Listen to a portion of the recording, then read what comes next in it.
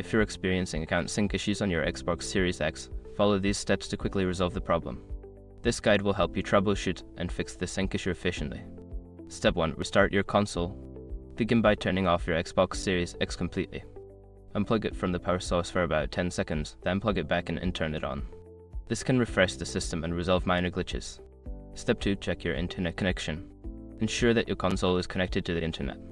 Go to Settings, General Network Settings to check your connection status. If there are issues, try resetting your router or connecting via a wired connection. Step 3. Sign out and sign back in. Navigate to your profile by pressing the Xbox button on your controller. Go to your account settings and sign out of your profile. After signing out, sign back in to refresh your account connection. Step 4. Clear the cache.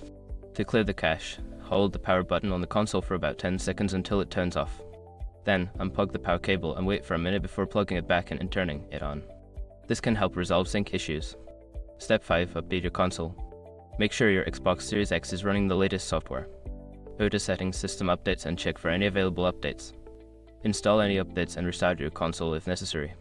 If you follow these steps, you should be able to resolve the account sync issue on your Xbox Series X. If problems persist, consider reaching out to Xbox support for further assistance.